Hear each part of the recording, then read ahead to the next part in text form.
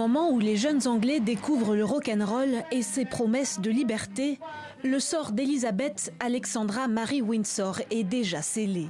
À seulement 26 ans, elle devient reine du Royaume-Uni, de l'Irlande du Nord et du Commonwealth. Le rituel est immuable, mais pour la première fois, la couronne s'invite dans les foyers du monde entier grâce à la télévision.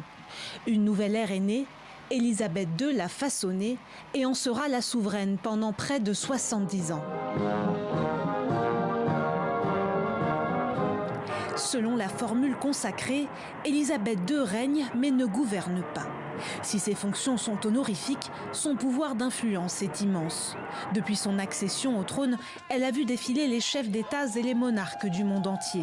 Plus de 150 au total, dont 11 présidents américains et 10 présidents français. Francophone et francophile, elle n'a cessé d'œuvrer en faveur de l'amitié franco-britannique.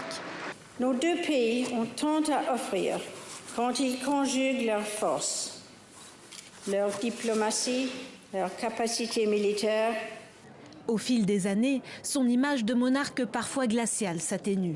Quand la mère de ses petits-enfants, la princesse Diana, meurt en 1997 dans un accident de voiture qui met le monde en émoi, la reine s'incline.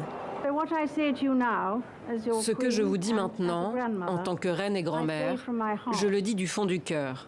Je veux d'abord rendre hommage à Diana, moi-même. C'était un être humain exceptionnel et doué. Avec un empire estimé à 28 milliards de dollars, la famille royale, surnommée la Firme depuis l'abdication d'Édouard VIII en 1936, fait les choux gras de la presse à sensation. Affaire Epstein impliquant son fils Andrew, rébellion de Meghan et Harry, les scandales passent, la reine reste. À ses côtés, durant plus de 7 décennies, son mari, le prince Philippe, s'éteint le 10 juin 2021 à l'âge de 99 ans. Fait rare, lors d'un voyage en Écosse, elle l'avait évoqué avec tendresse. Le prince Philippe et moi avons toujours gardé de nombreux souvenirs heureux de notre séjour ici. On dit souvent que ce sont les gens qui font un lieu. Et il y a peu d'endroits où cela est plus vrai qu'en Écosse. Pour la reine, régner est aussi une affaire d'image. Sa devise officieuse, être vue pour être crue. Alors la reine se montre et ne laisse rien au hasard.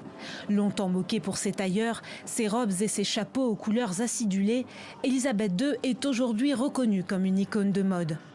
Les objets à son effigie s'arrachent, son image et celle de ses fidèles corgis est dupliquée à l'infini. La reine fascine, la reine est punk, la reine est pop.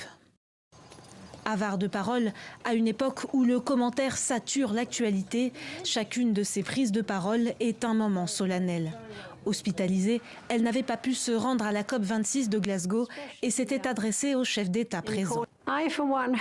J'espère que cette conférence sera l'une de ces rares occasions où chacun aura la possibilité de s'élever au-dessus de la politique du moment et de faire preuve d'un véritable sens politique. Elisabeth II est peut-être la dernière incarnation d'une ère qu'elle emporte avec elle. En 95 ans d'une existence hors norme, The Queen a été et demeure un mystère en pleine lumière.